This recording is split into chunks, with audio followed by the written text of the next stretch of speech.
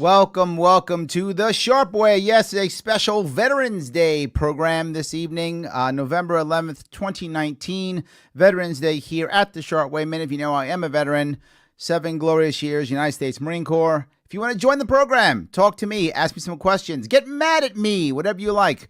573-427-5463. Again, 573-427-5463. If you like this program, then do me a favor, support it. Head on over to patreon.com/Sharpeway. Please drop a couple bucks there every single month. If you can do $9, $15, $28, whatever you can do to keep this going. This costs money and time. And I'm on a holiday. I'm here with you. And if I could, I want to talk today a little bit about the war on terror.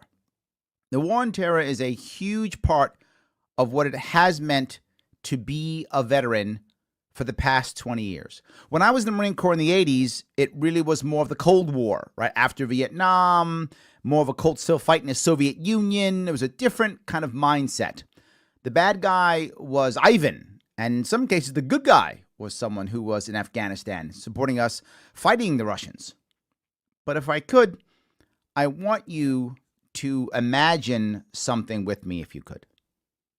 Imagine you are just in the street and you see a car in the street. There's a car sitting in the street.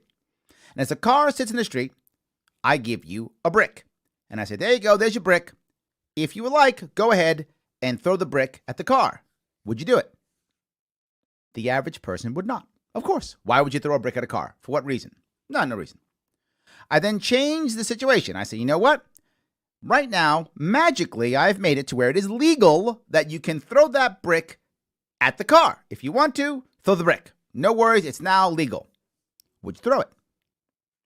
Most people wouldn't. But let me change one thing. Instead, it's not just some car.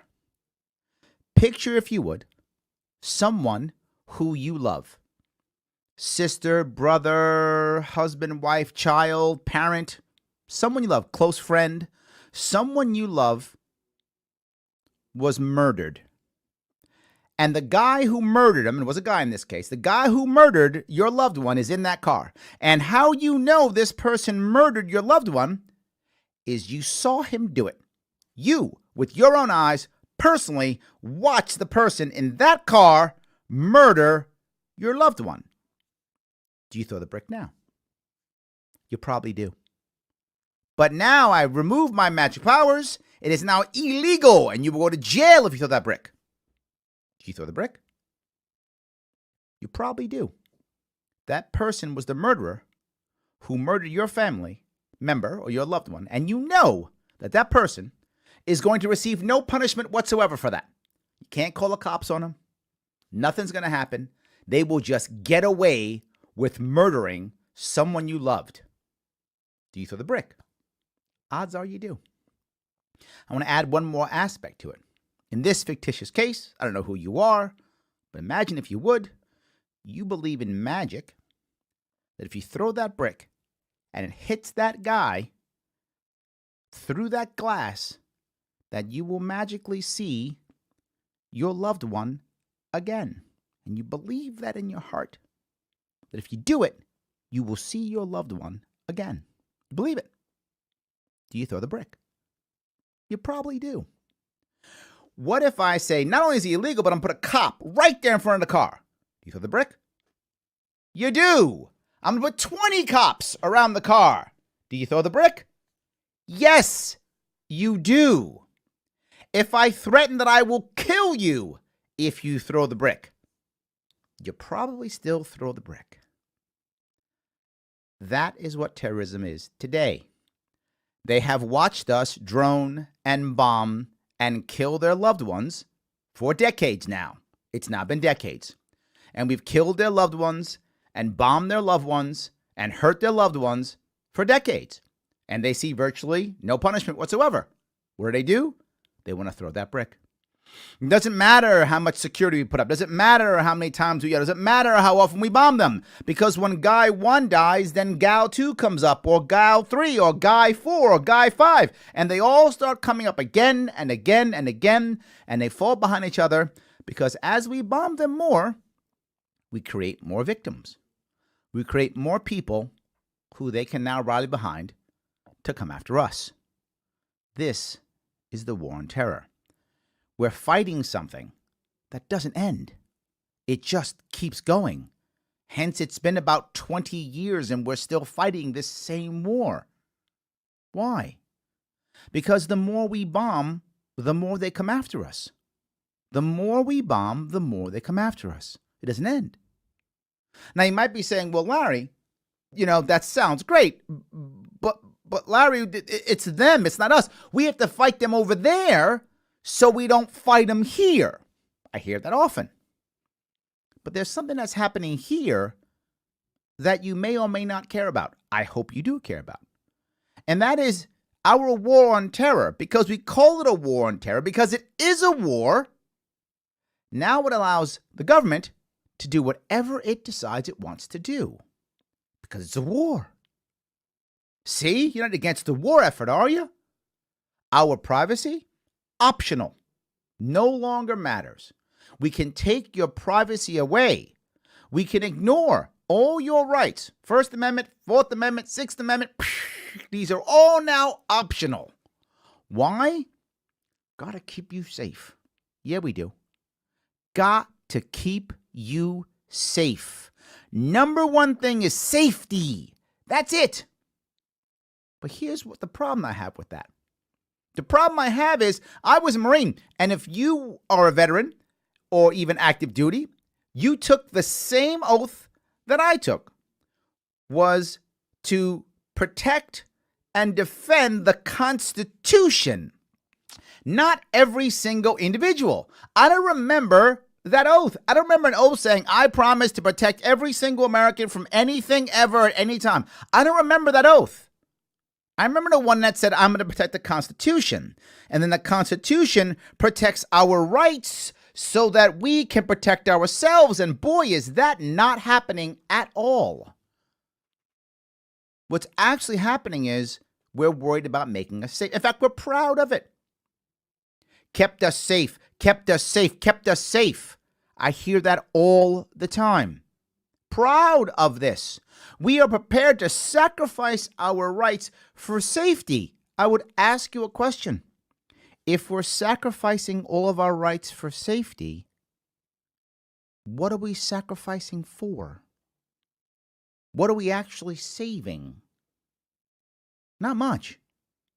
But it doesn't end with just destroying our rights. It goes further.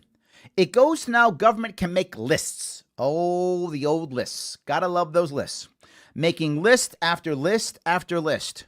And what do they talk about? This guy could be a bad threat. He could be a bad guy. He could be this. Put him on a list. He's on a list. And now all of a sudden he loses his rights. Okay, great. What was the due process to prove the guy was actually a bad guy, did something wrong? Virtually nothing. I'm afraid is basically it. Who makes the list? Bureaucrat makes the list. Some bureaucrat. I'm not saying the bureaucrat's bad at all. I'm not at all. Probably an average person who wants to do the right thing, who's probably relatively talented, probably wants to do the right thing and wants to help the country. I get that. No worries. So that person wants to do that. Awesome. Good for them. So let me ask you, if that person sees your name on the list, and says, can I go on the list or not? Should I put this person on the list or not? And they're not sure, what are they going to err on? On the list. Of course they are. Because if they don't do it and you do something stupid, they are going to pay. So of course you go on the list. So they're incentivized to err on the side of on the list you go. And you go, wait a minute, that's not going to happen, because if someone, is on the list incorrectly, then what do? They will then, appeal to get off the list. Well, how? Where's due process? Who wants to talk to you now? You're on the terrorist list. I'm not talking to you. You're clearly a terrorist. You're on the list. Yeah. That happens all the time. Lists. And the worst part is we are proud of these lists. We are proud of our safety. We act like it's awesome. And when we do that, what we're actually doing is saying that we are okay prosecuting thought crimes. We're okay prosecuting you because you might, could be, maybe, if have done something wrong. All this happens from the war on terror. Maybe, got to be safe. So lock him up. Maybe, got to be safe, put him on a list. Maybe, got to be safe, bomb him. It is now legal to bomb U.S. citizens, Americans, in foreign countries because they might be terrorists. Think about that. The president right now, and if you like Trump, maybe you're okay with that. If you don't like Trump, you're not okay with it. But guess what? Trump's not always going to be president, no matter what you might think. Some guy or gal you don't like is going to be president at one point for sure. And that person decides, you know what? I don't like those guys. Bomb them. And they can. The war on terror creates Gitmo. It creates lists. It creates sacrificing of rights. The war on terror is turning us into a police state, and we are actively saying it's all good because we're afraid. Something to remember. As a general rule, America doesn't just take away rights. Almost always, we eagerly ask for our rights to be taken away because we're afraid. Take my rights away because I'm scared. That's what we usually do. The war on terror has created that. And the worst part is, it's created that. And the people who are paying a huge physical and mental price are our veterans. As they send them off to war, an unending war that they cannot win. There will be no victory parades because we can't win this war. So we're sending them off to fight a war they cannot win. And then when they come back, no matter how brave they are, no matter how bold they are, no matter how honorable they are, no matter how powerful and strong they are, no matter what they do, they can't win this war. And when they come back, either physically or mentally broken, or both broken, both physically and mentally broken, if both, when they come back, we will discard them. It's what we've done again and again and again. We'll put a yellow ribbon on the back of our car. We'll say, thank you for your service. And they will go off. And at twice the rate of non-veterans, they will commit suicide. That is what keeps happening, has been happening. That is what our war on terror does. All right. I have a whole lot more to talk, but I want to grab a couple of calls. The first call, I want to stay on topic. I want to go to Dutchess County in New York. Yes, we're staying in New York right now. I want to talk to Christian. He wants to talk about justified wars. Christian, how are you? Hey, I'm good, Larry. How are you? I'm doing wonderful. What's going on? Happy Veterans Day. Happy Veterans Day. I just had a sort of two-pronged question related to what would you consider the last justified war? And it's kind of related to the fact that I have this sort of cognitive dissonance of wanting to thank soldiers and veterans for their service. Yeah. But at the same time, none of the wars they've fought in are justified. Yeah. So I get your point. What would you think would be the way to deal with that problem? Let me deal with both of them. From a defensive perspective, you want to be thankful, but it's difficult. Let me give you two things, and this will make some people angry. And when I say it, people do get angry, but it's true. Most veterans do not like when you say thank you for your service. Most don't. Mm-hmm. And people get mad. Yes, they do. We love. No, they don't. They don't actually like it. Most don't actually care either way, but they're not like, yay, thank you. Most of them don't care either way. Some are actually upset by it, and particularly those who saw combat. Now, how do I know this? I'm not a combat veteran. I've met many combat veterans and helped them and tried to help them transition into the workforce. It's one of the things I do as a trainer. And what they often feel, particularly our combat veterans, is they feel, and this may sound crazy to a civilian, but if you're a vet, you get this, they often feel they didn't do enough. Combat veterans often feel like they didn't do enough. And to a civilian, that's insane. Like, we can't understand a vet thinking this. My God, they went over there. They were in combat. They gave more than we gave. But in their own minds, particularly if they saw people who they cared about either be hurt or killed or seriously wounded or come back and they committed suicide, if they see any of that, they have basically a survivor's guilt, feeling that they haven't given enough. So if you thank that vet for their service, you're actually hurting them in a way. Not massively. It's not like you're destroying them. I'm not saying that. But I'm just saying it's a little bit of a smack to them because they really feel like they didn't give enough. And now you thanking them makes them actually feel bad. Now, that's not the average. The average vet goes, whatever. People say, well, Larry, why don't they get mad? Because they know that you're not trying to be a jerk. The person who says thank you for your service is trying to do a good thing and be nice. And vets know that. We're not mad at you because of that. We're not going, oh, you're a jerk. They're not. But if you want to make a vet really feel good, one of the best things you can do is just say what you will hear me say often when I meet vets. I'm glad you're home. What vets want more than anything is one of two things. To go back into the service and to go back into combat again. I know it sounds horrible, but many of them do want that because they feel at home there. Or two, they want to integrate effectively back into their communities. And we often don't do that. Not that we shouldn't honor them and give them parades. It's lovely, particularly in local communities when I honor their veterans. Please do. That's amazing. But if you constantly put them up on a pedestal, how do they ever integrate into their society? They actually don't want to be in a pedestal. They want to just be good members of their community. Right? I had an issue once. I tell a story often, but I got to tell it again. It's such an amazing story. During one of my sessions when I'm training veterans coming back from, I think these guys come back from Afghanistan. I think they're Afghanistan. I'm training them at the reserve unit. And I'm teaching them about the idea of, how do you give a success story when you're sitting in an interview to impress the HR person and show them your success and that kind of thing.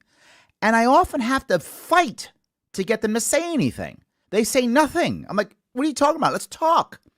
And this one guy, I'm talking to him, and this guy, this is a separate class, and I remember, a separate class, this guy was a sailor.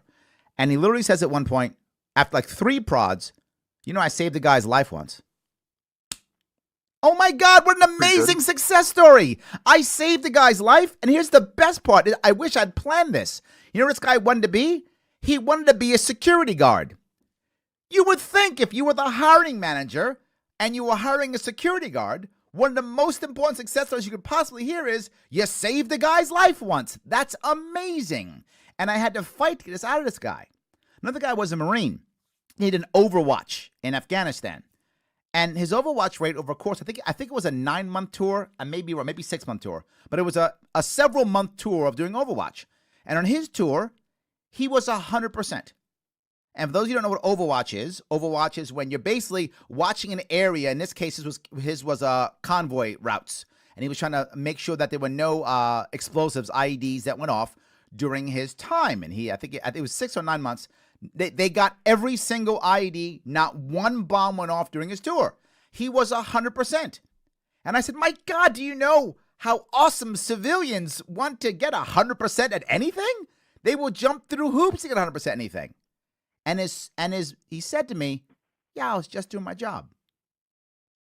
That's a vet issue. And to understand veterans better that way, instead of saying thank you for your service, instead say, I'm glad you're home. And in fact, if they're a Vietnam vet, and this is specifically for Vietnam vets, just say, welcome home. Because the Vietnam vets never got a welcome home. So it doesn't matter if they got out in 72, 75, 68, doesn't matter when they got out. The Vietnam vet, the Vietnam vet, and you meet him, just say welcome home. You want the vets to feel good coming back into our communities. So that was step 1. Does that answer your question on the second part of your question? Absolutely, yeah. On the first part, justified war. Well, the last time Congress declared war. And do you happen to know when the last time Congress declared war?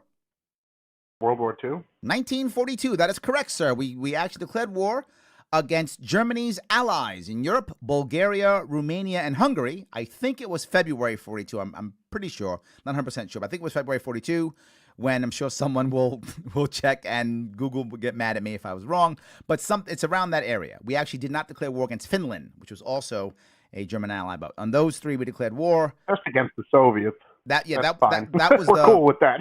Yeah, but that was the last Winter time War. that we declared war. And that was the last justified war because we were attacked.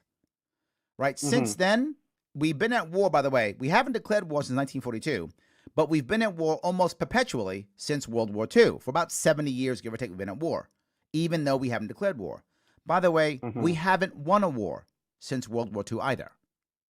We just keep fighting wars. We don't win them. We get draws or losses. We don't actually win any of these wars. Most of these wars are unwinnable. And that's what I was talking about earlier. The wars we're in now, the war on terror, it's unwinnable. We will never win that war. It cannot be won. World War II could be won. World War I could be won. Civil War could be won. These are wars that could be won. Every war we fought since then, they're unwinnable. Because it's a general rule, we're fighting someone else's civil war. And when you're fighting someone else's civil war, how can you possibly win? The French tried to fight in our Revolutionary War, which was basically a civil war, and they lost. Go 10 years after, 20 years after our war, and then revolution themselves. The empire fell because of us. So the last justified war, World War II. Did I answer your questions? Yep, absolutely. And what do you think about the idea of, instead of saying Veterans Day, saying Armistice Day again, like it was originally called? Actually, I like the Veterans Day. I think we should. I mean, our veterans are brave men and women who go off and do amazing things. Whether we believe they're actually defending our freedom or not, that's a different issue. But without question, they're doing amazing things. Why wouldn't we want to honor them? Armistice Day says we're happy that the war's over. Remember, Armistice Day, for those who don't know, Armistice Day was the original Veterans Day because it was the end of World War I. And the reason why they wanted that day is because back in those days, they believed, obviously erroneously, that this was the war to end all wars. That when this war was over, there'd be no more. And that's why this was a great celebration. Armistice Day, that will be the end. It was the 11th hour on the 11th day of the 11th month. But that's not even close to true, my friend. We are still fighting and have been fighting. I'd rather keep it Veterans Day. I agree. Yeah, it'd just be nice to have that sentiment of, I just think from the sentiment of ending things being positive. Yeah. But no, I totally agree. Just wanted to hear your opinion. Yep, good. I hope I answered your questions. Absolutely. Thank you very much. Awesome. All right, so thank you for that call. What I often hear is, Larry, we've got to do something. We've got to do something because, this is that I'm naive because of ISIS and Al-Qaeda and, all the bad guys out there, and Saddam Hussein and all that stuff. In reality, please think about this for a minute. Why in the world are you scared of ISIS? Why in the world are you scared of Al-Qaeda? There are more New York City cops than there are ISIS fighters. And that was at their peak. When they were at their peak, there were still more New York City cops than there were ISIS fighters. At their peak, when they were at their big caliphate, the world's ending the caliphate, all that stuff. More New York City cops. And they were surrounded locally by 5 to 6 million other troops all around them who hated them. In Iran and Saudi Arabia and Turkey and all over the place, surrounded by millions of other troops who don't like them. They were 6,000 miles away.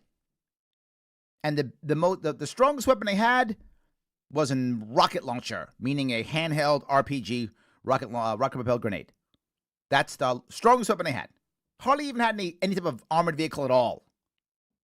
And they 6,000 miles away, and to get to us with no Navy and no Air Force, they have to go through Europe, which has nuclear weapons. Why the hell are we afraid? Why are you afraid of ISIS? Why are you afraid of Al-Qaeda? If you don't count the military members that we sent over there, for a second, hold them to the side.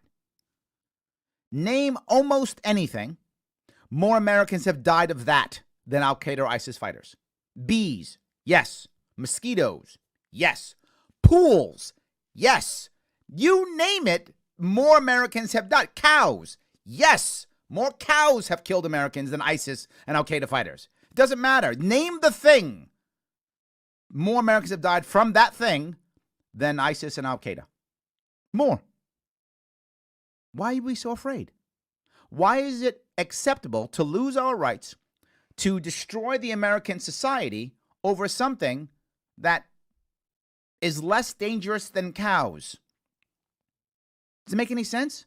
Why are we afraid? Well, Larry, you gotta understand something. These are ISIS-inspired people or Al-Qaeda-inspired people. Wow, what a lie that is.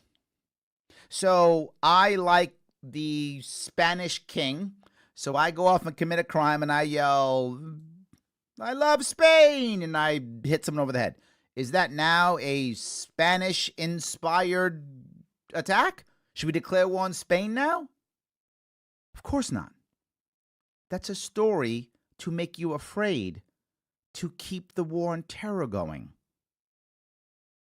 Now, note what I said, ISIS or Al-Qaeda. Which one is it? Do we even know? Do we even care? Does it even matter? Was it Saddam Hussein who was the bad guy? Remember when we got Saddam Hussein? Remember that? About 16 years ago, give or take, however long it was. 15 years ago, 16 years ago, we got Saddam Hussein. And we got all the guys were in a room, and an officer comes out and goes, we got him. Everybody goes, yay! Like, that was it. See, we got Saddam Hussein. Now the world's safer. No, it wasn't. Nothing changed. In fact, thousands of American soldiers and sailors and Marines would still die and be broken, still, even though we got Saddam Hussein. Remember 8 years later? That's when we got Osama bin Laden. Yeah, right? Now we got Osama bin Laden. See? Now things will be better. No change. Yet again, exactly the same. Nothing changed. But I thought Saddam Hussein was the bad guy, the Ba'ath Party. I thought Al-Qaeda was the bad guy. Okay, well, now he's dead. Oh, now ISIS is the bad guy. And we got Baghdadi. We got that guy just a month ago? Trump got him, right? Oh, look, it's all changed. No difference. We don't even know who we're fighting anymore. We don't even know who we're fighting anymore. Is it ISIS? Is it Al-Qaeda? Is it Saddam Hussein, the Ba'ath Party? Who's the next villain that they make up after ISIS is destroyed, assuming it's ever destroyed? Does Al-Qaeda come back? Do we go back to the old hits? What do? Do we start revamping the old guys again? Do we bring back Nazis maybe? What do we do? There's always a bad guy. There's always an enemy. And the more there's an enemy and we can send people overseas, the more we forget what's happening right here in our front yard and in our backyard. The more we forget the rights that we're losing, the control that we're losing, the happiness that we're losing, the economy that is broken, the families that are broken, we lose all of that as we keep shipping people overseas. And then if you say something bad about the war, what's the first thing they say? Why do you hate the troops? Well, let me go back to that one because that one specifically gets me upset. Because while there are very few people who die, civilians who die from Al-Qaeda and ISIS, that's true. There's a whole lot of Marines, soldiers, sailors that die. A whole lot at the hands of ISIS and Al-Qaeda and all the people that were fighting overseas. A whole lot. Yeah, but Larry, 9/11. But Larry, 9/11. Yeah, we lost about 3,000 people in 9/11, and that was terrible. Horrible. I was in New York during it. If you're in New York, you probably felt it more than I did if you were living downtown. I wasn't. I was living in Queens at the time, but I was still in New York City. Terrible. We lost more than that in sailors and soldiers and Marines. Double that already. Fighting the war from that. Fighting the wars from that. Do they not matter? I would say, particularly on Veterans Day, vet lives matter. Military lives matter, don't they? Don't those people matter? And when they go over there, and here's the worst part of all of it. There's Memorial Day and Veterans Day. And I always say I think Veterans Day is kind of a senior day in my view. It's just my opinion, in my view. Memorial Day, we talk about those who we've lost. And for them, their journey's over. They feel no more pain. Their journey's over. Their families still suffer. Absolutely, their families still suffer. But their journey is over. But when it comes to Veterans Day, not only do the family members suffer, but also those veterans too are also suffering. They're also suffering with PTSD. They're suffering with TBI. They're suffering with survivor's guilt. They're suffering with all the physical issues that, those are those things we can't see. And there's the worst part. Those are things we can't even see. Then there's those we can actually see. Loss of limb, loss of eyesight, just all those other horrible things that we can see. All of this so that we can put a yellow ribbon in the back of our car and say, I support the troops. And why do you hate the troops? I love the troops. Well, I would ask you, person who doesn't allow anyone else to talk bad about the wars, who doesn't allow anybody to talk bad about our troops, how many more troops have to die before your pride is satisfied? 1,000? 10,000? 100,000? How much blood has to be spilled until you can go, I'm proud now, I'm happy? How much? If it's only a couple thousand, let's line them up and shoot them now. It's a whole lot better for everybody. Then we can pull out of the wars and move on. Your pride can be satisfied and we can move on. See how easy that is? Way better. It's not okay. It's not okay to assume that because I say something against perpetual war, that somehow I'm anti-veteran, and because someone speaks about pro-war, that they're somehow pro-veteran. Those two things have nothing to do with each other. In fact, I would say they're the opposite. That's just my opinion. On this Veterans Day, I guess I have an unpopular opinion. All right, I'm gonna grab a call if I could. I'm staying in New York tonight. You New Yorkers keep calling me. Thank you, I appreciate it. I'm gonna speak to Sam in Cairo, New York. Sam, how are you? Hey, Larry, thanks so much for taking my call. Of course. What's going on? Well, one of the interesting things about it is, a lot of times people say, oh, we should never have a preemptive war. Mm-hmm. Remember Ron Paul talking about that? Yes. But sometimes, like if your neighbor is standing there and he's got a gun and he's pointing it into your yard, at one point in time, you're going to say, hey, this guy's a threat to me. There's got to be something I ought to do about this. Or, if there's a country that says death to America, we're going to destroy America, something like that. What point in time does that give us a justification to do something? No, it's a great point. And I think those are two separate issues, right? Two separate issues. One is when you said guys pointing a gun, and one is someone's yelling death to America. And I want to separate those two because they're two separate issues and both require separate answers. Number one, if there's someone who is, pointing a weapon at us or is an actual threat, of course we may want to do something preemptive. We might. But here's the issue. Do we want to invade their country? No, that's a bad idea. In today's modern world, there are three types of forces that America needs to have desperately. Three. Special forces, cyber, and nuclear. Those are the three we have to have.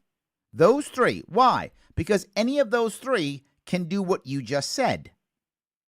We don't have to have massive forces. Think about it. When's the last time the United States got in a massive tank battle? Last time was World War II. Actually, it was the Iraqi War. We fought in the Iraqi War. We first attacked from Kuwait into Iraq. We had a tank battle. Last time. And those tank battles were so ungodly one-sided. It was insane. It was something like they lost 40 tanks to our injured one. It was something horrible like that. We just devastated them. That's why, guess what? Right. No one fights us in tank battles anymore because we will destroy them. No one fights out in the open anymore because we'll destroy them. They fight them via cyber or terrorism or everything else, but not that. So what do? We build more tanks. I don't know why. Not required. Special forces, cyber forces, nuclear forces. If there's someone who's saying, I'm going to drop a bomb on you or I'm going to nuke you, great. Special forces, come in and go out and take it out. Or cyber attack, knock it down. We do it already, right? We went and got Saddam Hussein, special forces. They try to stop Iran. I think it was Israel, cyber attack. That's how you would deal with a threat like that. You would neutralize it that way. The second you start bombing, the second you start invading, at that point, you've just opened up a massive can of worms that is going to make a whole lot of people in your country suffer. In your country. Imagine, if you would, for a second. Imagine it is September 12th, 2001.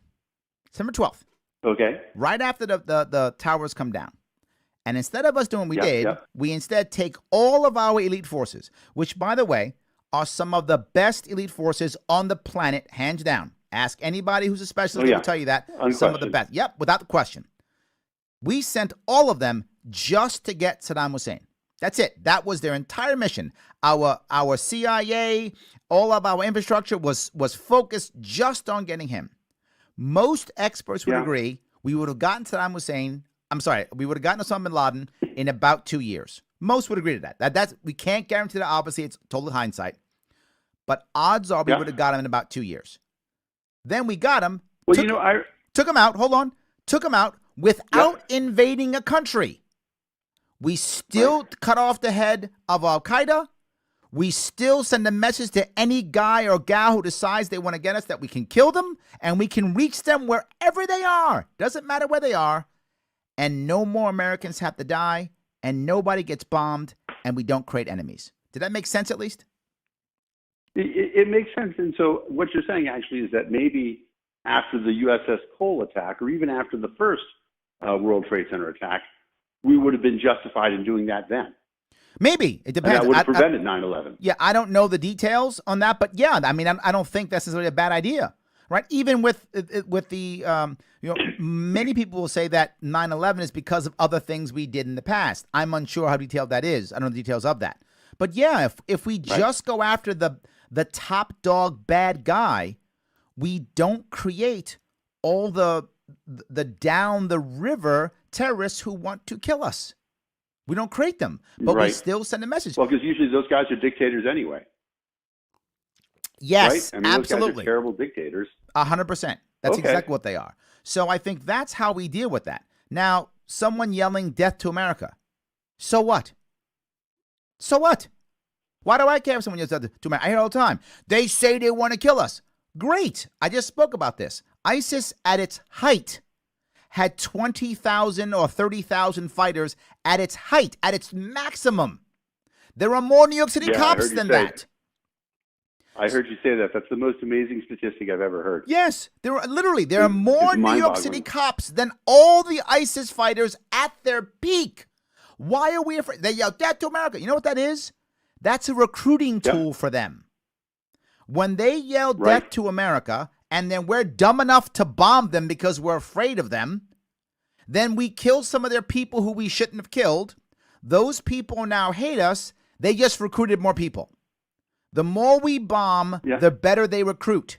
If you notice something, this is something people don't realize. People got so upset because ISIS had a caliphate for a while in Syria and Iraq. And I said, good, let them have one. People thought, oh my God, Larry, you're crazy. But if they're doing that, they have to actually govern. Their fighters are in the streets trying to be cops and to placate their horrible governmental system and their terrible, ISIS culture that destroys people. Right. They can't fight us. Right. They're too busy fighting themselves. Let them have a caliphate. No, that makes sense. Let them have it. All right. So then I agree with that. So then my last question is sort of to combine those two things. What do you do with somebody like Kim Jong-un who, is saying death to America and clearly has the capacity to be quite dangerous? He's fired some rockets and stuff like that. It's a great question. Do we have to sit around and wait? It's a great question. And I'll go back to, let me go back to what the alternative people believe it is. We have to fight this guy here all the time. We have to fight this guy. We got to fight this guy. Okay. Why? Are we going to invade? I hope not. Are we actually planning? I hope not too. Yeah. Are we actually planning to send troops into a country 25 million strong, brainwashed to believe that when we attack them, we're going to eat them? Oh my God, I don't want to do that at all. The amount of death and destruction we will have to rain on that country and absorb in military members is horrible. I would never want that. So we're not going to invade. So then the answer is, are we going to nuke them? Terrible idea. Why would we nuke them? We're going to nuke them. We're going to nuke a country on the border of our ally, South Korea, where our troops are, and on the border of China, which also has nuclear weapons. Boy, terrible idea. So we're not going to do that. So all we're going to do is yell at them. Wow, is that stupid? So, well, Kim, well, he's got to step down. For what? Where's he going to go? What's he going to do? Because what is he going to do? He's going to buy a franchise McDonald's in Pyongyang? I mean, stop. This is stupid. The idea of this is dumb. We do this to create an enemy. Here's the actual answer, which you may think I'm crazy. Open up complete and total diplomatic ties with North Korea. Allow them to trade with us all day long. Open up diplomatic ties. Kind of like what Trump is trying to do. No, because the problem with what Trump is doing is Trump is trying to win to do it. I'm saying I don't care what they give. They don't have to stop anything. Oh. You know what will stop them from dropping a nuclear bomb on us? Trading with us. When they have too much to lose? That is correct. Trade with us. What is far more powerful than our military is our culture at its peak. When American culture is doing what it does best, allowing people to grow, allowing people to prosper, allowing people to be happy, life, liberty, pursuit of happiness, oh my God, is it powerful. How do I know this? I do. It's called Vietnam. We walked away from Vietnam. We lost Vietnam. We lost about 60,000 Americans dead and at least 100,000 seriously wounded, if not many more, when we left Vietnam. And guess what? 20 years later, they were our trading partner. Now they're our ally. Yeah. And we dropped more bombs in Vietnam than we dropped throughout all of Europe in World War II. More bombs in that country. There are people still to this day who are walking through a field and lose their arm or leg to a landmine because that we put down there. To this day, still happening. And guess what? They're our trading partner. If we simply opened up just talks with North Korea. You want to trade? Trade. You would watch them all of a sudden start to become our ally. It will take time. Of course it will take time, but you have to go one step further. And that is remove all troops from South Korea. Why? China does not want anything good happening in North Korea. They don't want to unify. Why would they unify? If China unifies, they will literally have American soldiers. I'm sorry, if Korea unifies. If Korea unifies, China will literally have American soldiers on their border. Why would they want that? I wouldn't want that if I was China. So how about we remove our troops from South Korea, open up talks with North Korea, and all of a sudden start talking. And I'll go even one step even crazy further. You want to really, if you really care about Korea, that's a big deal for you. I got an idea. Tell Kim Jong-un, if you want to take your money you've stolen from your people, pack it up, and go buy some island off the coast of China, we'll let you go. We'll help broker the deal with China. Pack up, take your family, take your top generals, take your X billion dollars you robbed from your country, pack up and go to some island off the coast of China. You buy it. Give him a place to go. Give him a place to go. Awesome. Give him a future. I mean, he packs up and leaves. Yes, once he leaves, the power vacuum will be massive. And guess what will happen? North and South Korea will figure out how to unify on their own without us. They will figure out. They don't need us. Germany unified. So will Korea. It will figure out a way how. We shouldn't be involved. We walk away, broker the Kim Jong-un deal to go to China someplace. Look, Idi Amin did it. I can never remember which one it is anymore either. Yes, but Idi Amin did it. Kim Jong-un. He died someplace. Yeah. So why can't this? Our current policy just makes enemies longer. I appreciate that. I especially like the idea you said that essentially if we open up trade with them, we're going to make them wealthy and make the country wealthy. And if they're wealthy, they got too much to lose. Yes. So they don't want to go to war anymore. And if you want to overthrow a dictator, grow a middle class. Yeah. That's it. I like everything about that. Larry, you are one of the great speakers in the Liberty Movement. I really appreciate you taking me my call. Thank you, my friend. I appreciate it. Have a good night. Bye. So, note, I'm not saying we do nothing. This is the problem I hear often. People go, oh, we should do nothing about all these bad guys. We should do nothing. I didn't say nothing. I just say let's stop. If you're going to bomb and invade, can it work? Sure, it can. And I said this before in Afghanistan. Could we win in Afghanistan? Of course. If you want to put 250,000 Marines in Afghanistan for 40 years, maybe you could win Afghanistan. And imagine every year, Marine body bags coming home every single month, dead Marines every single month for 40 years. If you're ready to do that, maybe we could win Afghanistan. I'm not ready for that. I don't want to do that. And we still might not do it. But that might happen then. It's not the right answer. I have an idea. Walk away.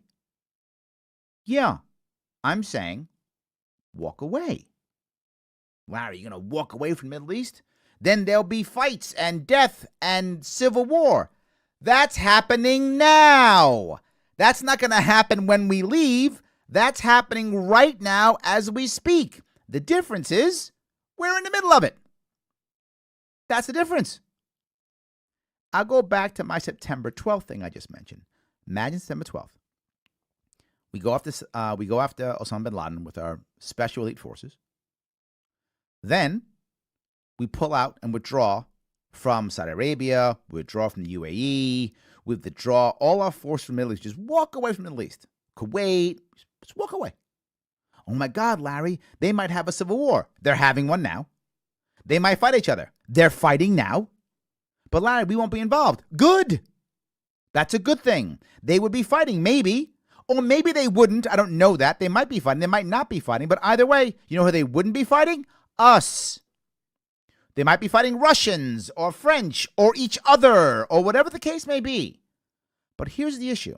We wonder why they're spending so much time fighting. This goes back to us, being the West, carving out lines in the sand, deciding what country should be, and not allowing them to create their own countries. America decided to become a country with war. Canada, not. Both are the right answer. America chose war. That was right for us. Canada chose peace. That was right for them. And what I always get is, but Larry, if we didn't fight a revolutionary war, we'd still be British subjects now. Maybe, maybe not. Who knows what could have happened? We might have fought a war later. We might have done peaceful. Who knows what could have happened? But we chose war, and that was the right answer for us. In the Middle East, they will think the same way. Iraq will decide if it should exist as a nation. And who will decide that? The Iraqis will. Syria will decide if it should exist as a nation. Who will decide? Syrians will. And they may decide through civil war, and they may decide through non-civil war or peace or whatever. We went through our Revolutionary War, and we went through our Civil War. Yet we won't allow them to go through theirs. It's unfair. How dare us decide that they may not go through their own civil wars? They're having it now. They're having religious wars still. We had ours, right? Didn't we have Catholics and Christians killing each other for 100 years in Europe? And still afterwards, still in certain parts of the world. We still do it, right? Well, now they're having Shia and Sunni fighting. That's their world, not ours. Why won't we just let them be who they want to be? But Larry, people will die. They're dying now. We're not helping. We're not helping. But there is one thing we're doing now. We are creating and have created a massive military-industrial complex. And I guess in one way that is helping. It's pushing our economy. I don't know if that's good or bad. But for some, if you have a job, then it's good for you. Look, if you like what I'm saying, awesome. If you want to join the program, come join the program. If you don't like what I'm saying, still awesome, but join the program. Give me a call, 573-427-5463. And I know some of you who have been calling, I get this complaint more than once. Larry, you spend too much time with the caller. I do. It's true. Guilty as charged, because I do want the callers to feel like they're talking to me, not just throwing up a question and then getting off. I want to make sure that people feel like they're being heard and we're talking. It's a real conversation with you. That's why I do that. I know some of you get upset and you hang up. You get on the phone and you hang up. If you hung up, please call back. I'm happy to have you back on the show again. 573-427-5463. And when your time comes, I'll talk to you too. So everybody gets a whole lot of time. So yes, I'm sure some people also are posting some of your questions and comments. So let me see if I could grab one here. Hold on. See if I can find a couple here. I'm gonna look just in case there are any. Okay, no, I didn't get anybody to. Okay, oh good, so we're fine. All right, so I don't want to ignore the people online. Sometimes I know I do that sometimes, and I apologize when I do that. Let me bring up the idea of the military-industrial complex. Well, you might say to yourself, and I know if you're more liberty-minded, you're probably against it off the bat. Bad idea. We have to stop it. But there is an advantage to it, which is why we can't just stop it, because it has created a series of industries where a lot of people make their livelihoods off of it. And if you just get rid of it overnight, you've just put literally thousands upon thousands and thousands of people out of business overnight. Foreign aid, another thing, right? Let me go through a couple of these things. The first one is security. The fear that comes from the war on terror creates a massive security industry, right? Security. Everyone should be afraid. You got to get new security for your home, security for your body, security for everything. Security, security, security. Now, I'm not a huge security person. However, if you want to be more safe and secure, please be that way. That's awesome. It's good. I don't have a problem with security companies building stuff up. I don't have a problem with that. But you should realize something. Americans are just about as safe as we've ever been. Just a fact. We're really safe right now. Again, if you don't feel safe, I get it. You want to buy a gun or a security system or bulletproof vest or something like that, body armor, go ahead. I don't have a problem with that. But remember, some of this is fear that is being pushed by a war on terror, that somebody's out to get you 24/7. And the odds are they aren't. Well, you're pretty safe. I see it in New York City all the time. Right, here's what I see. I see when I go to New York City, tons of buildings now in Manhattan that have huge security desks on the bottom, right? Before you get in. Before you get in, you got to go show your ID, and it's got to be a legal ID, and they got to take a picture of you and all that stuff to get into the building. I say, oh, it's security. That's not security. That's not. That's just nanny state. That's not stopping anybody from hurting anybody. It isn't. Nobody. Let me be very clear. That stops no one from hurting anybody, right? If I want to kill some guy in a building, I just make an appointment for the building. I get my ID, and I make it fake if I'm that important. I make a fake ID, take a picture. I'll go up there, and I kill a guy. Will they probably catch me faster because my picture's there? Yeah, probably catch me faster. But I'm still going to kill a guy. If I'm going to blow up the building, whatever, I'm still going to blow it up. If I'm going to kill security, all those security guys, none of them have any weapons. If I come in with weapons, what am I going to do? I'm going to shoot them all and then keep going upstairs and kill people. It's not going to stop anything. This is security theater. It's not security. You feel more secure, and your building spends tons of money on security, so they can charge you tons more in rent. But does it give you anything? I guess it makes you feel good. In my building where I chose my office in New York, I purposely chose no security. I chose a building that has no security on purpose. Why? I don't want my guests feeling like they're coming into a prison. I want my guests to feel comfortable and happy when they come to see me. I want my customers to feel good when they come see me. If they forget their wallet, they can still see me. I have to wait and have somebody come down and bring them upstairs for some dumb reason. Doesn't mean anything. Just come up. And I've been in the same place about 15 years. And no one's bombed anybody. Look at that. No one's killed anybody. Because no one was going to. Nobody was going to. It's security theater. Now, again, if you want it, go ahead. It creates a massive security industry. There's tons of security companies making tons of money off this. But it's theater. It doesn't make anybody safer. And it's a huge, colossal waste of money. Or now they have the elevators where you can only press a certain code to get to a certain floor. Wow, what a pain in the ass that is. And it doesn't stop anybody. I'll just go downstairs and say, hey, I want to go to that floor. They go, okay, and you go up there. That's all. It's that fast. But let me go to the biggest one, which will drive many of you crazy on both sides. The TSA. Those people at the airports. What a colossal waste of time and money. And this is directly from the war on terror. It affects us every single day. The amount of money we're spending to keep them doing their job, which is literally useless. I'm going to give you a full rundown of all the terrorists that they've caught. Finished. Done. Not caught one. Never will. Not caught one. Never will. Not caught one. There are literally hundreds of TSA agents who've been convicted of felonies against us. The government has literally put thugs in front of us. The TSA does more damage than it does benefit. And it's crystal clear. It's not even close how much damage TSA does. It slows us all down, losing time and money. It harasses people, making us feel bad and feel terrible, making us not want to fly. It slows down everything. But Larry, what about 9/11? Hear that all the time. Okay, be very clear. This goes back to the old adage. We're preparing for the last war. What does that mean? There will be no 9/11 in my lifetime. Not going to happen again. When you do imagine if you would. You're in a plane right now. Me and you're in a plane right now. Some guy gets up, has a box cutter, and goes, I'm taking the plane to wherever, New York City. I'm hijacking a plane. What's going to happen to that guy? Yes, he's dying this day. He's being beaten to death on that airline. You know he's being beaten to death. That's going to happen.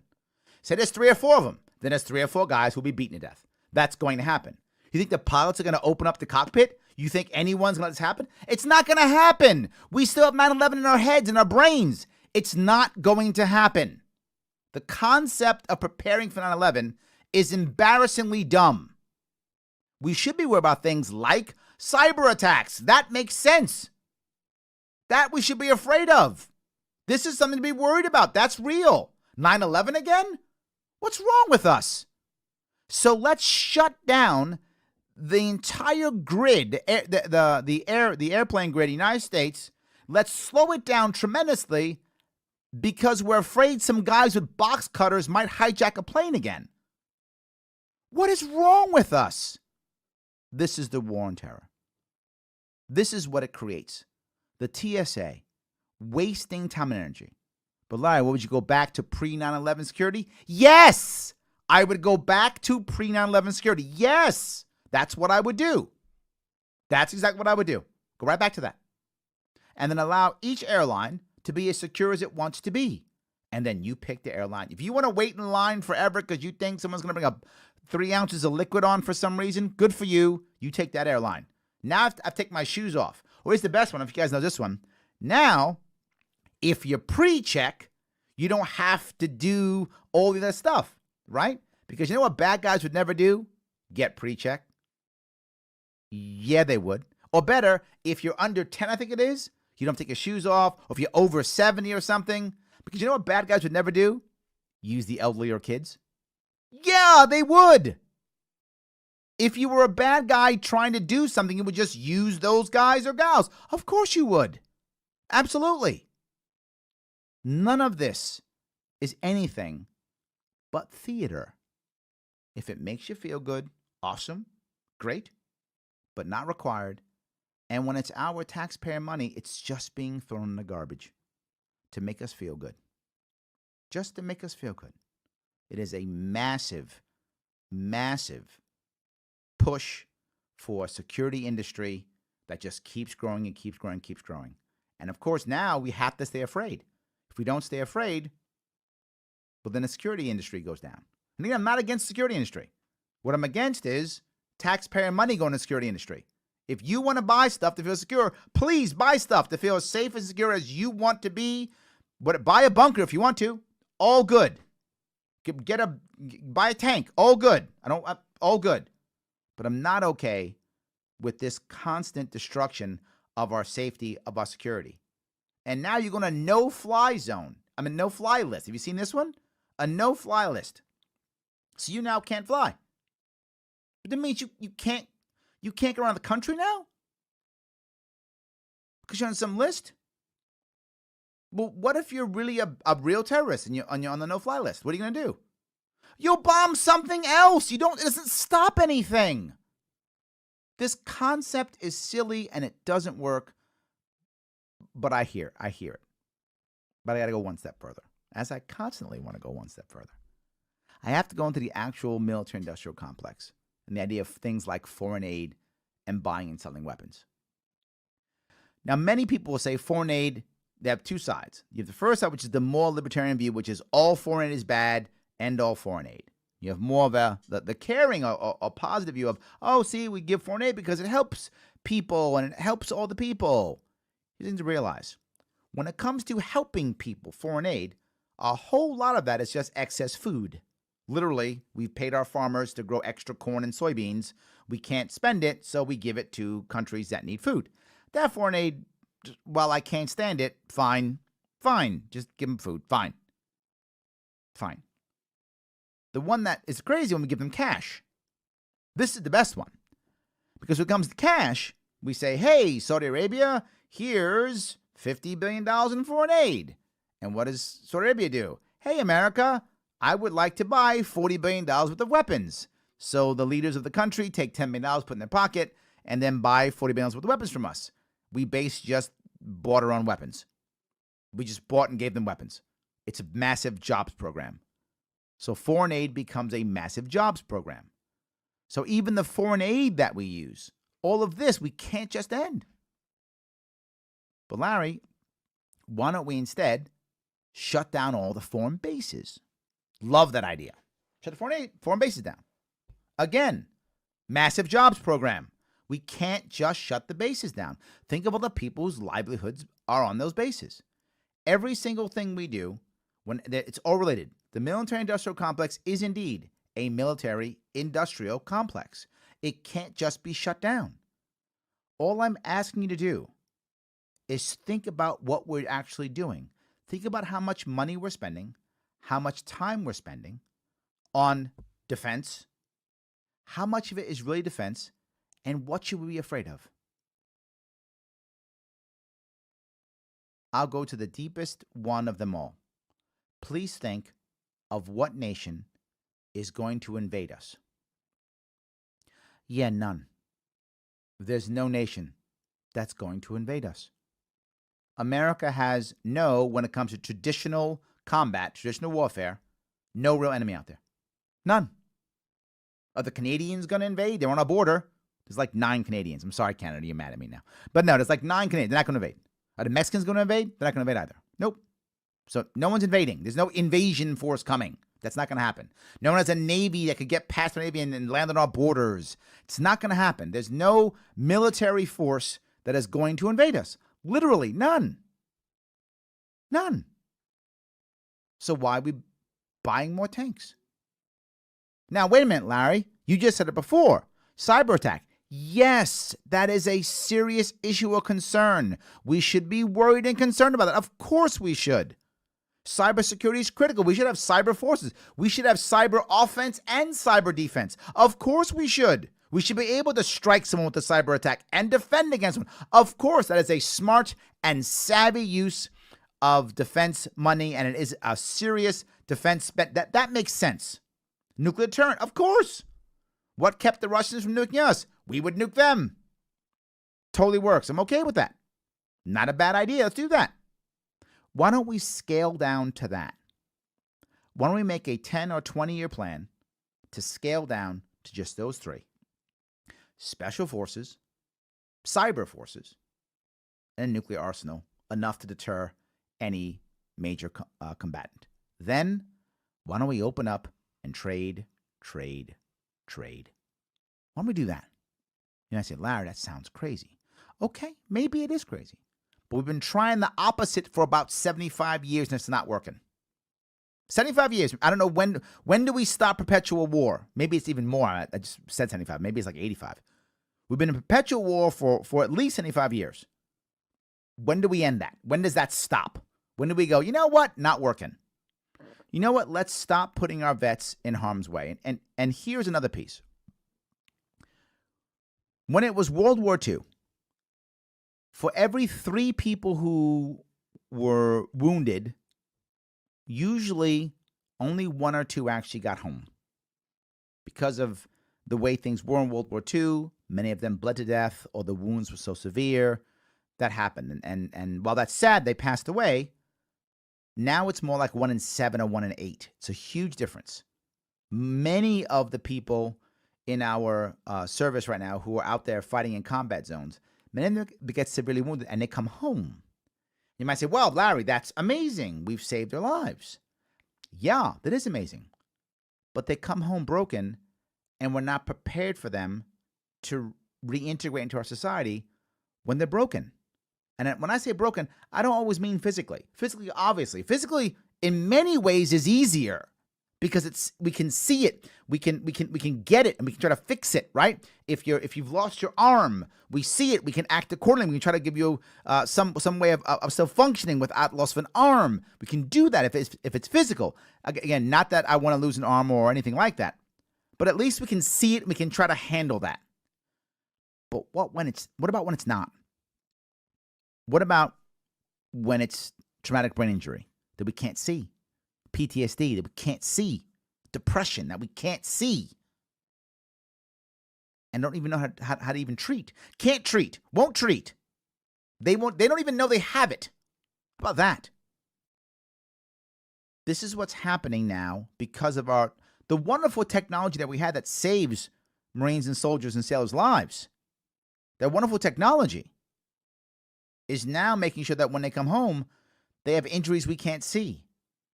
They have damage that's not obvious to fix. And we as a culture aren't ready to handle it and put them back into our society. When are we going to stop that? People might think I'm crazy with what I'm saying. What I'm saying is, I want vets who sacrifice for us to sacrifice for us. And when they come home, I want to sacrifice for them. The sad part is, right now they aren't sacrificing for us. They are sacrificing for someone else's civil war. Not that I don't think that the Iraqis or Iranians or Afghanis deserve or don't deserve to have a stable nation. Of course they do. Everyone deserves that. They can have it. Good. But it's their job to fight. It's not Americans' job to ensure the Afghanis have freedom. It's Afghanis' job to ensure that. If they can't, then they won't. Up to them. They don't like their government, they can get rid of it. They don't want to get rid of it, they'll keep it. I am 100%, even as the old man that I am now, a Marine from the 80s, the old man that I'm now, if I had to, I would absolutely fight in the streets. I would. If someone was invading my city and I'd leave my legs in Broadway. I would do it to this day. I would still do it.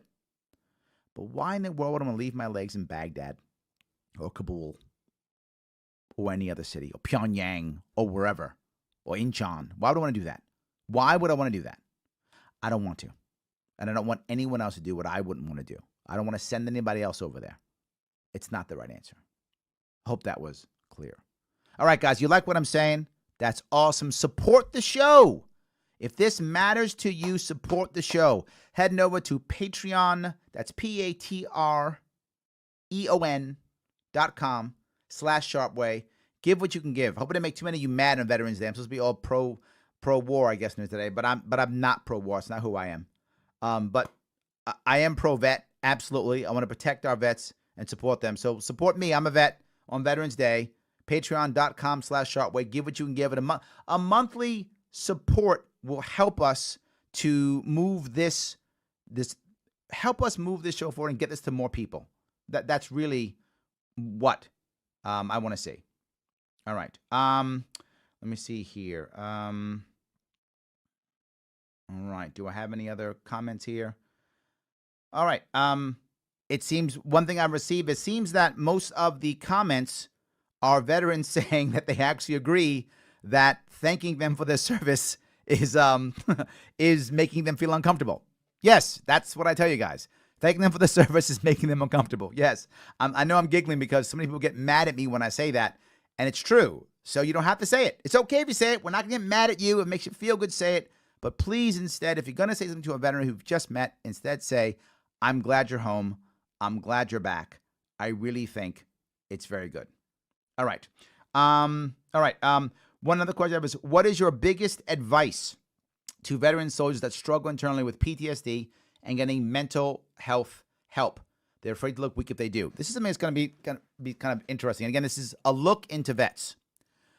Years ago, I used to work with the Yellow Ribbon Fund. I haven't in many years, but I used to work for the Yellow Ribbon Fund prior to me running for governor back in the day. And when I work with them, I would often deal with. I give a class, and this was always free. I always gave the training that I make civilians pay tons of money for. I would let veterans have for free, right? So I was giving my time and my energy, what I thought was very valuable to a lot of vets. I'd go to some of the yellow ribbon front events, and when I'd go there, units would be coming back from Afghanistan or Iraq. Many of them were rotating back, and they were reserve units. And they'd come back, and many of them would not go to my classes. My class would be almost empty. I'd have classes on how to network, how to put your resume together, interviewing skills, all the things required, right? Because those of you who don't know who I am, that's what I do for a living, right? I'm a consultant in business. I do hiring and firing. I do all that kind of stuff, right? So I look at resumes. That's what I do. So I said, you know what? Let me help these guys out. Many wouldn't come. So I went to one of the first sergeants there, and the first sergeant was angry. And he said something like this. I'm going to paraphrase, but it's something like this. He said, God damn it, these guys aren't going to go there, and 9 months later, one of them's going to be dead. That's what he said. Because he had seen so much suicide, he assumed that he would have one of his guys from his unit be dead in 9 months. That was his assumption. And I said, my God, it's hard. He was like, yeah. Oh, my God, he's mad.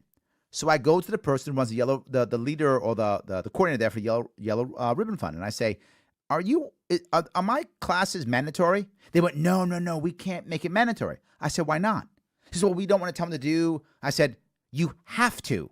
She said, what? I said, you have to. You have to order them to go to the class. Because if you order them to go to the class, then that's the excuse they can say for going to the class. Because they don't want to look weak. So if you order them, they can go, well, I wouldn't go to this dumb class, but I got ordered to. That becomes the excuse that they got ordered to. There were many times when I met with many vets, and again, when I was in the Marine Corps, as a staff sergeant was my highest rank. And I'm just civilian now. This is, 20 years ago, more now, 25 years ago. So even more now. I would often order vets to do things. I have zero authority to order them to do anything, and I would do it anyway. I'd give them orders. I would tell, you need to do this and this. Do you understand the order I've given you? And they go, yes, Sergeant. Awesome. Do that. I have no authority. But I would tell them that, and it would make it okay for them to do it. Now, for a civilian, being ordered is going to be like, I'm not doing what you're telling me. But for a veteran, that's often an excuse.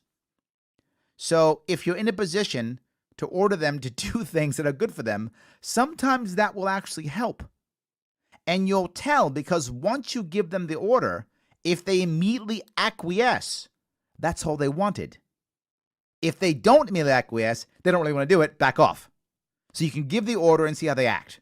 I know it sounds crazy, but generally speaking, if you are a vet, you understand what I'm talking about.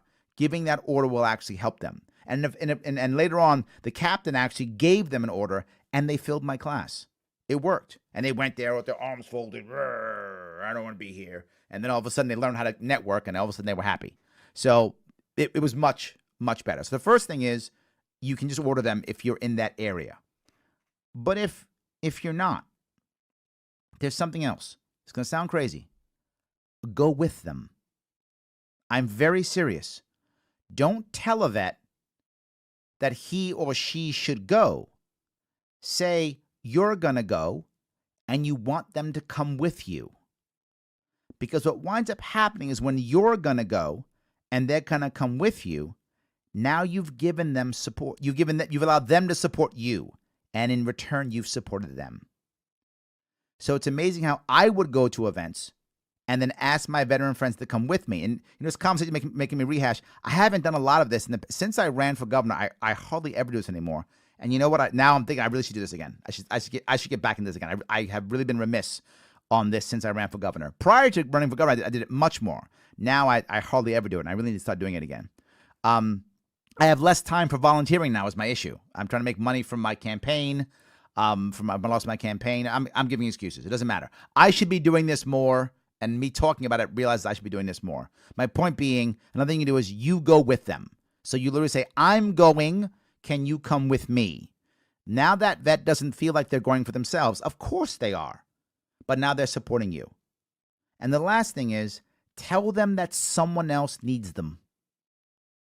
This is one of the reasons why dogs and animals work so well. it becomes a mission for the vet to support something else, to help something else is one of the reasons. There are many reasons why dogs work, but this is one of them, right? They're supporting someone.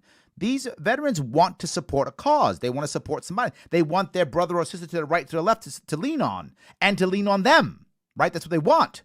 It creates another brotherhood or sisterhood. So order them if you're a vet, you can do that. Or you go and say, please come with me. Or 3, say someone else needs you to be there. These are 3 very good ways to get vets to act when they actually may not want to act, or that's not true, may be afraid to act, or may be worried about others will think. You do that, and you will be able to get more vets to act better and hopefully get some help that they actually need. But it takes you to step up and do that. All right. Where was I? There's another one. Is there any reason that you would suggest someone join a branch of the military? Yeah, it's a volunteer force. If you want to join, right? So if you want to join the Army or the Navy or the Marine Corps, it's fine. I didn't say Air Force. You said military. So I'm teasing you, my Air Force brothers and sisters. I'm teasing you. That's all. Yes. No. But if you want to join this, it's a volunteer service, right? I joined the Marine Corps when I was 17 years old. I did it because I thought it was the right thing to do at the time. And I did it. I don't regret it at all. It's what I did. So it's a volunteer force. I know many people are pro-draft. Many people are. I am not. I am absolutely against a draft. Military service should not be mandatory at all. Many people disagree with me on this. They say, well, we'll have better people, more patriotic people. That may be true. I don't know if that outcome is true or not. Maybe it will be true. But whether true or not, it's still wrong. Military service should not be forced. It's not the right answer. But Larry, what if we need more troops and we don't have enough? First off, as we mentioned earlier, there's no one invading us anyway. But even if there was, I would ask a very important question. If you can't get enough people to volunteer to defend this country, what kind of country do we have? I would hope people want to volunteer to defend their homes and their families and their nation and their states. I would hope they would. If they don't, what kind of country do we have? And we've had a volunteer force, what, is it about 40 years now, give or take? In that area, 40, 50 years, we've had a volunteer force. We've had a large army. It's done its job. It's been winning almost every battle. We don't win wars because of our policy, but we win almost every battle. It's very rare. Since World War II, it's very rare Americans lose battles. We win almost every battle. It's very rare we lose a battle. I mean, probably 1 in 200 we lose. We win almost every battle. But we lose the wars because of our policies, and that has nothing to do with the bravery or the actions of our soldiers and Marines. So I hope that was a clear answer. My loved one saw active combat. It's a question from the internet. My loved one saw active combat. He's struggling to adjust. He is seeing mental health professionals, but I'm so worried that he'll commit suicide. What can I do to mentally support him during his struggle? Yeah, this is hard. This is a tough one, right? When someone is when someone's looking at suicide, the number one thing to realize is they believe in their hearts and they convince themselves in their hearts that that is a better alternative than living. This is a critical thing to understand. They have convinced themselves it is a better alternative than them living. What you do not want to say is 2 things we always do. The first thing we say is, look at how other people are. You're not that bad off. When you do that horrible thing, all you do is further invalidate their feelings. So now you further invalidate their feelings to make them feel even worse. Then they feel like, wow, I'm a total loser. They feel even worse. So I don't want you doing that. The second thing we do, don't do it. You have so much to live for. Well, they obviously don't think that. So don't say that either. Neither of those things will work. Instead, I'm going to tell you something insanely crazy. This may sound nuts. Tell them how you would feel if they passed away. I'm very serious. Particularly, again, vets. Vets are notoriously modest and selfless. Notoriously. Not all of them, obviously. People are people and some aren't. But they're notoriously that.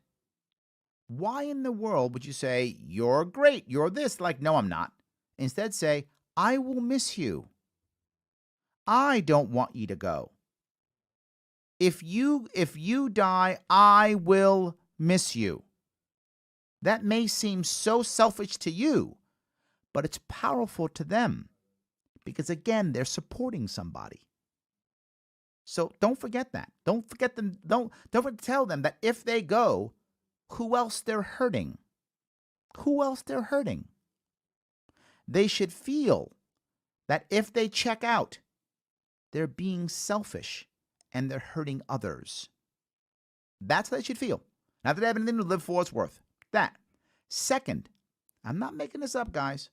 Plan with them. Plan with them. Tell them, and we're going to do this, do that, and make plans. When they see nothing in the future, why bother living? But when they see something in the future with people that they care about, they tend to want to live. It's not a 100% rule, and this isn't magic and doesn't work every time. But you're asking for something that you can do to help. This helps. Let them know how you will feel if they go. And number 2, plan with them for the future. Give them something to look forward to. These 2 things will help your loved one get through this. It's not magic. I'm not guaranteeing anything. But I am saying it will help and make things better. If your loved one's struggling really hard with this may not be enough to be forward with you. If they're not, this might be just enough to get them over that hump. So I hope that was helpful. All right, another one. Oh, question. You guys don't want to call? You want to write? Okay, you're going to write. It's fine. All right. Both the drug war and the Patriot Act are direct violation of the 4th Amendment. Yes, 100%. The Patriot Act. I didn't even touch the Patriot Act. I thought it was so obvious. I didn't even touch that one. The Patriot Act, which is one of the worst attacks on American people that's ever been perpetuated. Is that right? Perpetrated. Whatever. Imposed. How about that? We'll use that word. Imposed.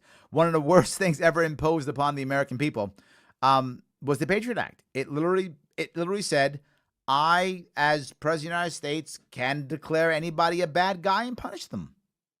It took away all of our rights. And it happened again from what I talked about earlier during the show. And that is, I have to make you safe. That's all that matters. And I'll repeat once again for those who weren't watching or listening earlier. The oath I took as a Marine was not to protect every single American from every single thing. No, it was to defend the protect and defend and support the Constitution of the United States. The Constitution supports our rights so that we can support, so we can protect ourselves. That's what's supposed to happen. That's what I want us to be thinking about. So the Patriot Act was a disaster, and we keep doing it. We're proud of it. Think about who we are, who we've become. We've become a nation that is proud of the Patriot Act that takes away our rights. And when does it go away? Never. Are we any safer? If we're safer, why do we have that? I don't understand. Why do we still have that? We shouldn't. It's a terrible idea. So yes, thank you for that. I'm going to grab a call now. I'm staying, but it's all about New York. Today's New York day. I don't mind. Usually I go all over the country, but I'll take New York today. I'm going to Staten Island. I have Susan. Susan, how are you? Larry, my boy. How are you, my dear? I'm going to pause this video on Facebook. I'm good. How are you? I'm doing great. You want to talk about veteran suicides? Well, yes. I mean, obviously, I want to reduce the amount of veterans that feel they need to suicide. Yes. There are a couple of things that go into this. I'm going to talk a little about something I haven't talked about before, and that is how businesses look at veterans. And the second one is how we look at veterans. Mm-hmm. Businesses look at veterans in one of 2 ways, and both are bad. Tax break. Well, no, that's not really. I mean, some do, but when the HR person brings them aboard, right? Mm-hmm. They look at them as either possible person with PTSD and problems, mm-hmm. or 2, magical superhero who can fix everything. Mm-hmm. Both are wrong. Both are wrong, right? So now, and this is a true story. Again, I was talking about stories about how when I was doing training for a lot of vets, I had one vet sit in front of me, and we're doing a mock interview. And I'm asking him, so tell me about yourself. And the guy, I'm sorry, it was Gal actually. The first thing she says, well, the first firefight I was in, that's how she began her sentence. And I said, okay, we got to stop that right there. What an HR rep who's probably 27 years old just heard is, I don't belong here. Or I shoot guns. Yes. Can I tell you really, when you said earlier that people who are in the military are in the business of, you said service, and I agree with you, but I think that the military specifically might have, the people do want to receive instructions about how they can help their fellow Americans, and they're not. Yeah, they're not specifically the leadership role. Yes, hold on. You've hit the second part I want to bring up. You're already there. I'm already there. Yeah. That is the difference between the officer corps and the enlisted corps. There's a gap there that most people don't understand, and that you have to know this, and most HR people don't know it. Most people in business don't get this, which is why I spend time training this.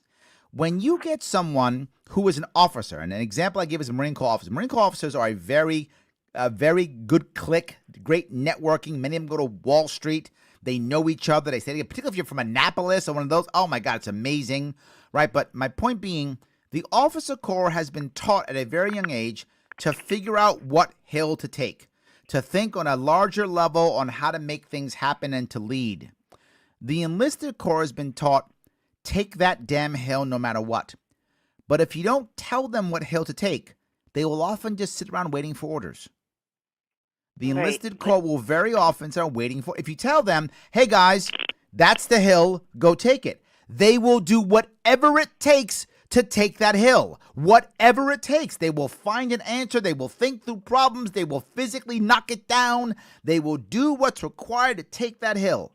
But if you don't tell them what hill to take, they will very often just sit and wait for orders. Also, and why to take the hill. Say it again? And why they need to take this hill. Why it's strategically important, and or why. Yeah, they need both the information on how to take the hill and why they should do it. But this becomes the issue that I brought up earlier, which is you also want to realize that they have to still integrate into our communities. And the language that we use and the values that we have aren't military values. They're different values that we have to break them. You're completely correct. If we tell them a why, like, 'cause it'll make money, they may not see that as valuable. And that's fine. But you know what? That exposes an overall larger problem with military solutions in an overall sense. That, yes, there has to be mission. Yes. And unfortunately, that also means that maybe some of our current military activities can't be justified. I don't understand what you mean by that. Our current military activities don't have a mission? Ah, yes, you mean like fighting in Syria right now or something? Or Afghanistan, yeah. Yes, sure. This is my point earlier with these are wars that we can't win. They're unwinnable wars. We haven't been able to win a war since World War II. They have no mission, none. Yep. And they're, right, yeah. Yes. Yes, you've told me we need mission. Yes. I took it to heart, and I assume that should we have a war with no mission, let's try and end the war. Absolutely. Look, what people talk about, and Colin Powell brought this up 20 years ago. He brought up that maybe 30 years ago now. I mean, he brought up the idea. He wrote a book called My American Journey, if not mistaken. And he spoke about this idea of whenever you're going to go to war, you have to tell your generals, you've got to tell your officer corps, here's why we're going, and here is how we measure victory, right? If we achieve this, we win. And if you can't do that... That was when he was running for president. Yeah, that was back in the day. Yes, that was back in the day. Yes. Colin Powell. Yes, I know. We're dating ourselves, aren't we? I'm sorry. We're dating ourselves. The youngsters are like, Colin who? They don't even know. They're like, you mean Colin Firth? No, I don't mean him. I'm sorry. Wrong guy. No, I mean Colin War guy. That guy. Yes. But no, I agree with you. I mean, the idea of the idea of having a mission is critical for everybody, but actually more important for veterans, and we always get it. Mission critical. Have to have it. Will not succeed without organized goals. It can't happen, and that is so. Everyone that says socialism, and look, I've been hearing people over the years, and they say things. Socialism can't succeed because it doesn't have the information about prices and this and that. Okay, and war also can't succeed because it doesn't have the information in the same way. It just doesn't have the information. Like, imperialism, United States, cannot change the Middle East overall. I love veterans, and I'm not trying to knock on soldiers. I had the same instincts, and I bailed out. I didn't join the Army. Mm-hmm. I did not. I felt I was supposed to, and most of my life, I was very close to doing this, and I didn't do it. No. I hear what you're saying completely, and I think you're right. You do want to have a mission, but the issue is, if it's me or you, and when not veterans now. Well, I'm a vet, but now I'm 20, 30 years out. If I go to a job and there's no mission for me, then I leave the job, or I quit, or I hang around until I find something better, or whatever. I handle that because I'm accustomed to that. But imagine, if you would, you're a veteran who was, particularly if you're overseas. I mean, your mission was in many ways life or death. Your mission was important. It was valuable. You were supporting people on something real. If you screwed up, people could die. I mean, it's a real mission. Now you come back and you get a job in a warehouse. You get a job driving a truck, or you get a job, insert thing here, right? Whatever you're doing. Is there a mission? Sure. You make sure the truck is safe. I got that. That's a mission. Make sure the warehouse is put together. That's a mission. I got it. But is it anywhere near that mission you had when you were in? No, it isn't. And to your point, that's if they're lucky enough to have a clear mission. What if they don't? What if the bosses or managers aren't good and they just say, go do your job, go away, see you at 5 o'clock? That guy gets depressed. He can't find connection. He doesn't feel like he's part of the world. What does he start doing? He starts hanging around other vets only. They all feel the same way. They start going to their own clique. They fall into their old habits. They all start reminiscing. They all stop feeling bad. They don't integrate. And before you know it, one of them puts a shotgun in his mouth. That's how that happens, again and again and again. I say this forever, and I'll keep saying it. We need a way to get our veterans integrated back into their communities as easy and as soon as possible. And a very important thing is understanding HR people understand that, and they don't. It doesn't mean that most people don't know. Now it's better, but 4 or 5 years ago, 6 years ago, it was even worse. There wasn't even an affinity group within an organization for veterans. There'd be a women's group, or a Hispanic group, or African American group, or a gay and lesbian group. All those groups, there wouldn't be a veterans group. Wouldn't exist. Now more companies have it, but still most don't. Most companies don't even know if they have a veteran population. They have no idea, because on their forms, they have no way of checking a veterans box. Now, again, that's become better recently, but for a long time, there wasn't even that. So how could that even work? So anyway, I want to say thank you, Susan, for the phone call. I hope that was a good chat. Well, yeah, I had a chat. I'm very happy to be here with you. I want to reduce veteran suicide, and I want to reduce veterans overall. I agree with you. Let's fight less wars. Let's begin to bring it all down. Let's begin to hone our military into, special forces, cyber forces, nuclear forces, and that's it. Defensive forces. Yes. I'm here. I'm there with you. Let's do that. Thanks, Susan. I appreciate it. See ya. Have a good night. All right. Yes, it's important that we do that. Susan is right. Mission matters, and us understanding. If you're someone hiring vets, understand those differences. Think about it in your own company. Do you have that or not? So I'm going to stay on the phones. This is just New York night. I love it. We're going to go to New York now. We're going to Olean, New York. So staying. This is Western New York this time, not Staten Island. We're going to Western New York, and I'm talking to Melissa. Melissa, how are you? I'm good, Larry. First of all, Semper Fi. Semper Fi. My father is a Marine. Ah, there we go. Is he active duty now or he's retired? No, he's retired, but you never stop being a Marine, right? That's true. Absolutely. Yes. Absolutely. And also thank you for your service because it is Veterans Day. It is Veterans Day. Absolutely. Thank you. What I'm concerned about and I have questions about is my grandfather served in Vietnam. Mm-hmm. He was in the Navy. He was a parachute rigger. Mm-hmm. And he doesn't talk much about his experiences. And my uncle, his son, was in the United States Army. Mm-hmm. He's still in the National Guard, but he served in Desert Storm and Iraqi Freedom, Mm-hmm. both times. And he did a couple for Iraqi Freedom. But my concern is I don't know as a civilian what members of the military go through Mm-hmm. as far as when they return from a foreign country and they're getting ready to go back home after war. What the military does to kind of reintegrate them into civilian life as far as the mental health capacity. No, this is a very valid point, and I'm going to say something that will shock some of you, but I'll say it anyway. The government does a terrible job at separating military people. A horrible job, and it's done so for decades. For decades. There were guys who would get out of Vietnam, maybe your grandfather, get out of Vietnam, and literally within 30 days be back on the streets of their home.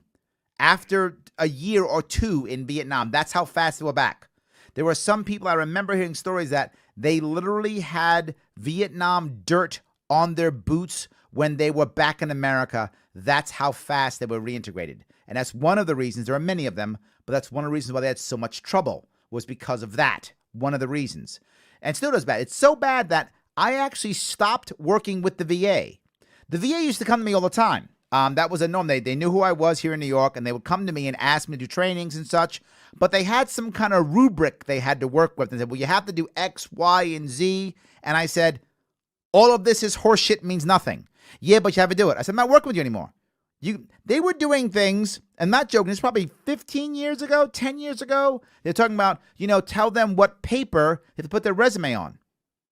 I'm like, paper on your resume? Who the hell reads a paper resume anymore? What are you, nuts? These guys aren't doing that. What are you doing? It's a terrible idea.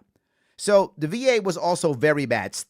I don't know if they're still bad. My assumption is they are, but I don't know for sure. They were terrible to the point where I literally would not work for them.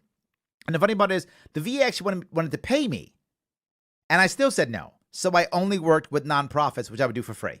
So I'd only work for because nonprofits actually wanted to help vets. Nonprofits said, Larry, we're so happy to have you, and you can talk to these vets about real issues.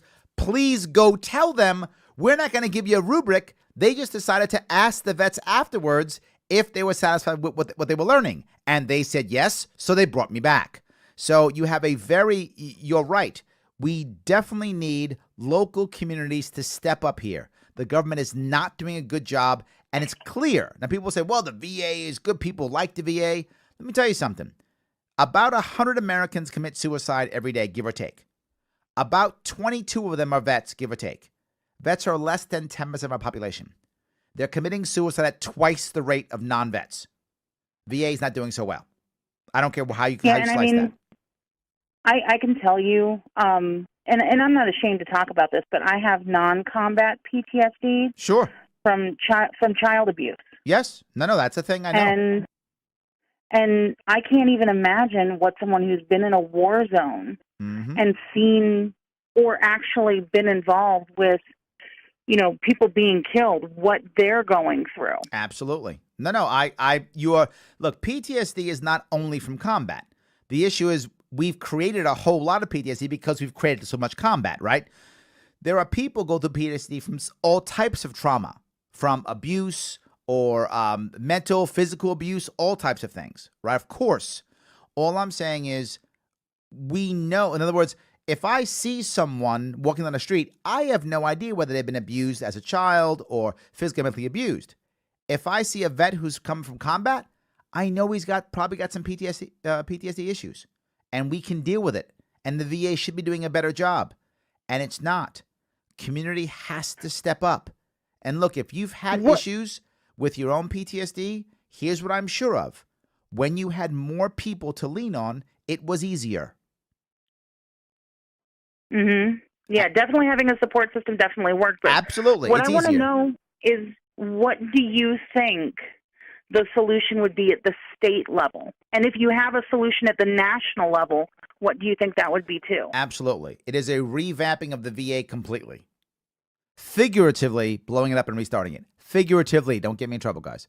Figuratively, blowing it up and restarting the VA. The VA is a disaster. I would start from scratch. Number one, that's national. At a local level, yes, state level, I'm going to empower local communities to move forward, doing things like allowing people to do things, as an example, giving them local tax breaks for hiring veterans for the first 2 years. Hire a vet for the first 2 years, and boom, you get tax break. Why 2 years? Because most people don't know this. Over 50% of all veterans quit their first job within the first year. That's higher than any other group of people. Veterans quit their job within the first job they get back. When they get back, quit their job, 50% within the first year. So I give them incentive to keep that vet on for 2 years. This way, the company will want to try to train and give them the help required. Not just that. Very simple. Ask them to report on the number of veterans they have. Yes, I know that's bureaucracy. I'm sorry, some libertarians get mad. I don't actually care if they do anything. I just want them to report that number. Why? They'll have to keep track and know they have veterans. That's it. There's no penalty if they don't. There's no penalty if they do. I'm not even keeping the records. I don't care. You just got to do it. It'll make people pay attention to the vet population they have. Give them those 2 years. You will help at a local level. And something else. Do what I'm doing now. Talk about it. Talk about it so that local VFWs, local American Legions can put together support communities to move people forward. You do those 3 things, you'll have safer, happier vets. Was that helpful? Absolutely. And I just wanted to ask another question real quick. Do you happen to know what the percentage is of veteran-owned businesses? Because I've heard a lot about that as well. Yeah, the problem is there really isn't. Again, as I said, most people don't keep track of that. There's some guesses out there. You can do some guesses, but the only thing they'll keep track of is veterans with disabilities. They'll do that. So there's some good data on vets with disabilities who own businesses, but just veteran-owned businesses, it's hard to find. I would do a Google search if I were you, but the numbers may not be accurate because people don't really keep track of that as much as they should. I'll definitely check into that. Thank you so much. Of course. Have a great night. You too. Awesome. Thanks for calling. All right, let's move on. We got more people on the phone lines. Thank you guys for staying. We're gonna go. This is a New York night. We are going to upstate New York. We are gonna go to upstate New York, and we're gonna be talking about cyber forces. We are talking right now to Daniel. Daniel, how are you? Hi, this is Theo. Oh, I'm sorry, Theo. Not sorry. Daniel. Sorry, wrong guy. We have Theo. I apologize. Theo, how are you? Hey, hi, Larry. How are you? I'm doing great. Talk to me, my friend. Well, I wanted to let you know, we never met in person, but my grandfather was a veteran Oh, okay. from World War II. And he had PTSD, so I don't know much about him, except that he would take me fishing. Oh, and that's the only I like thing that. He cared. No, I like But, that. Fishing and things like that are very often great ways to calm people down. Absolutely. Yes, but as the descendant of someone who was a Japanese in the American Army, I didn't know all his history. Oh, okay. And I learned it later on. But I wanted to talk to you about what's going on in the housing market because I've been sending this press release around about some corruption going on in the New York housing market. And I know that in my building where I lived, several people were veterans that were dishonorably discharged because this was the inner city, the cheap places, and those people were discharged not foreseeing that today wouldn't matter. But back in the days during the Vietnam War, they were dishonorably discharged, therefore they couldn't get any benefit for anything they have done. And today, fast forward today, and we're having a housing complex in New York that is basically kicking out people left and right regardless of what you have done based on your income. Whether you cannot get, whether you can afford the rent at $200, now it's going to $1,200, and basically is done through a path to foreclosure to homeownership. I don't really understand the vet angle on this. In New York City, corruption in housing is like New York City in pigeons. It's everywhere. I completely get that. I'm not surprised by that whatsoever. I'm not surprised about developers trying to throw people out so they can knock the buildings down and make more money. I'm not surprised on any of those things. What my question though is, how does this deal with vets? The thing is, I have met vets who were in those programs that got booted out like everybody else. So the problem I'm trying to bring forward, like for example, the fact that Cory Johnson, not Cory Johnson, but Cory Booker is running for president, while his girlfriend is benefiting from a program that is actually she's part of the problem because she came out from the bottom, she got famous, and she's using her money to crush anyone else. And this is happening all over the place, that people like her who are getting suddenly richer start to push down on the most vulnerable, including some vets. I think that happens often, and I'm not sure it's a vet issue, but if I understand what your concern is, though, is that some vets who were thrown out for the dishonorable discharges. Look, if you get dishonorable discharge, you can petition to, I think it's called a general discharge. I think there's something like that, or other than honorable. There is a way that you can kind of get rid of the stigma of a dishonorable discharge. I've forgotten what it's called. I think it's called an other than honorable. Someone I'm sure will Google this and give me the answer. But it's something like that. You can petition for it if you want to. The issue is we as a society at one point have to say, and your point's a valid one, how long do I punish some guy from, draft dodging in Vietnam era? Well, that's a bad thing. I wouldn't. Exactly my point. Yes, at one point we have to do that. So if these people know that you can petition to have an other than honorable discharge, they should be doing exactly that. The odds are, if there's some landlord or some developer who wants to throw people out, they're not going to tell them that. And that goes right back to my community piece, right? These people are veterans and should be part of their veteran community, and the vets should be telling them, hey, dude, in Vietnam, when you did that stupid stuff, why don't you apply to get your dishonorable changed to other than honorable? And very often that can be done if, when we look back, we realize it wasn't that bad. If these guys were bad, like they shot their officers or something horrible like that, and they did time in Leavenworth. I'm not talking about that. Then, of course, that should happen. I get it. But I'm assuming these guys didn't do things like that. No, exactly. They were not. But I'm talking back in the 70s and the 80s. Yep. And, I mean, today, for example, my uncle was in the Army as well during Korea. And he had how you call that when you're hearing voices?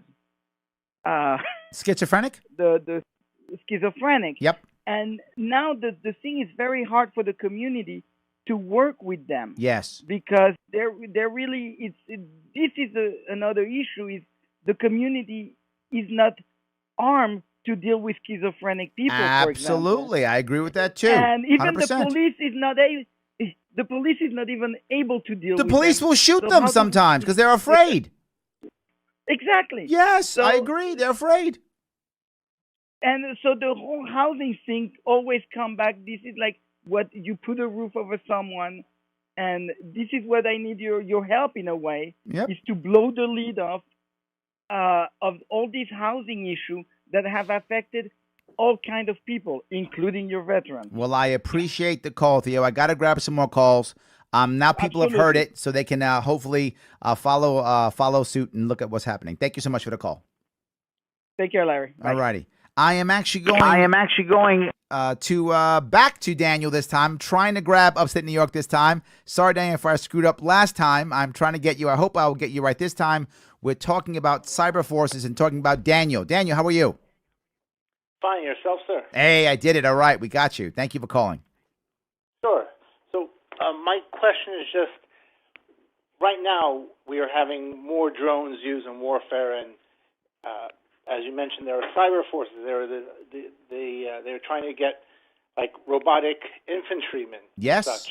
So absolutely. my question is, what?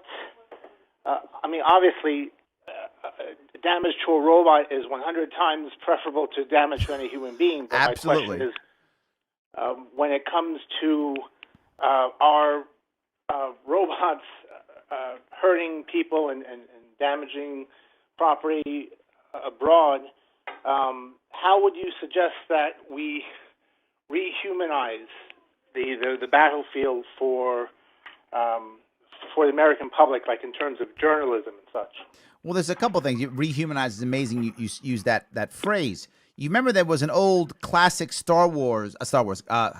on me, a classic Star Trek episode that the two planets are fighting each other, and they've been fighting each other for so long, they decided we don't actually want to blow stuff up anymore because it's too horrible. So they basically have a massive computer simulation that fights each other. And then when the computer says people have been destroyed and killed, the people literally walk into disintegration tubes and accept themselves as casualties. And the Star Trek crew gets down there and goes, "This is horrible. What are you talking about?" They're like, "Well, no, this is a better way of fighting. See? We're just using computers. No one's bombed. There's no blood. We just walk into disintegrators and we keep fighting our war." And the Captain Kirk and Mr. Spock actually tear this thing to pieces and they make them fight horribly. And everyone gets mad and he goes, "War should be horrible, so you don't do it, right? It should be human, so you don't do it. They've made war so clean, they keep fighting wars." So I think the rehumanizing phrase is a very interesting phrase you use. I think we do want it to be human. But the piece I would say is, while our hardware, is that we're talking about the hardware pieces, have to be run by humans. And second, I want it to be as elite as possible, not generic, right? So what we're having is we're using our drones and our hardware to supplement a massive bombing campaign, or even to carry out a massive bombing campaign. I don't want that. I don't want to be bombing people. I want to be taking out an individual or one thing, or shutting down a grid, or counterattacking, someone's infrastructure. I want that to happen, because when that happens, now people see it. So I think the goal is to not simply use hardware to supplement. We don't want to just bomb better, if that makes any sense, right? And right now we're just bombing better. And we're bombing to a point where I can bomb these things and blow stuff up, and my people are sitting somewhere in Turkey or off the coast on some boat, some ship somewhere, and they're bombing people. I don't want to be bombing people. I want to be bombing an individual or getting that individual. That's what I want. I want as little collateral damage as possible every single time, and that's not what we're doing. And do you foresee the use of more, in terms of isolating the battlefield from journalistic scrutiny? Do you foresee the use of more citizen journalist drones? I mean, yes. Well, the issue you have now is there really isn't much of a battlefield, right? That's the problem. Right. There isn't much of a battlefield. The battlefield is everywhere. The battlefield is random, right? It's hard to find a front line very often, because the battle becomes wherever I can put my forces, right? Wherever I can land. And the drone can go anywhere, and our air power can go anywhere. So when you add that, it's very hard to find a front line. So where does a journalist go, right? Journalists get killed every year. Dozens get killed every year trying to cover wars. So what should journalists be doing? Why can't journalists also have satellites? Why can't journalists also have drones? Of course they should. Now, if we're not just blowing everything up, then we shouldn't be blowing up journalist drones, should we? That's the point. Not. Does that make sense? Thank you. That answers my question. Awesome. Thank you so much. Appreciate it, Daniel. Thank you, Dan. Take care. All right, I'm taking off. I'm getting out of New York again, which is awesome. I haven't spent much time out of New York tonight, and I'm going over to Utah, and I'm going to talk about the military-industrial complex, which I did talk about a little bit earlier, which is awesome. We can always rehash that. I'm going to be grabbing Jordan out of Utah. Jordan, how are you? Good. What's going on, my friend? Talk to me. First time caller. My question is, what's the point of the military-industrial complex, and why does it, and should it exist or should it go? Well, the military-industrial complex in a perfect world should go away. Obviously, it should go away. The issue is, it is exactly that. It's an industrial complex. It is a massive jobs program. It just is. And for some people, that may sound bad. For some, it may sound good. But that's what it is. There is a massive security industry. There's a massive weapons industry. There's building bases. There's foreign aid. There's so many things tied into the military-industrial complex. There's creating foodstuffs. There's uniforms. There's so many things that fall into that, which is not just us fighting and replacing our. It's creating more, buying more tanks and more weapons that we now put down into our police forces to militarize our police. There is so much to it. You can't just go, it should end tomorrow. I mean, you could say that, but in reality, if you did it, you would put so many people into distress and into some type of disruption immediately that they would cry for it to come back right away. In fact, they'd want to double down on it. If you just got rid of it, we would double the military-industrial complex in 3 months because people would want it back so badly. So we have to be able to provide ways of getting people to have those jobs, to build the things we want us to build, which is why I spoke earlier about the idea of start trading now. Let's open up Cuba. Let's open up North Korea. Let's open up Iran right now to starting to trade back and forth now to open up new markets, to get people those jobs so you can slowly begin to pull back on the military-industrial complex. Start getting rid of all the people closing the bases that overseas. But you can't close them right away. We've made treaties with these people in other countries, and their economies are based upon this. And there's so much of an intertwining of the military-industrial complex with the civilian population. It just, if you get rid of it right away, the disruption would be massive. So should it go away? Of course. Will it go away tomorrow? No.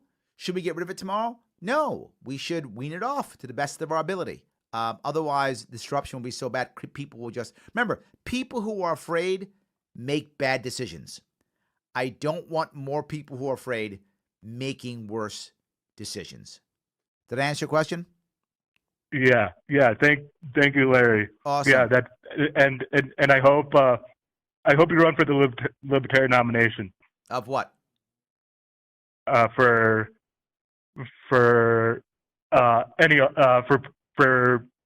any office, like president, governor. No president. That's not going to happen. I appreciate it, but no way. I'm going to pass.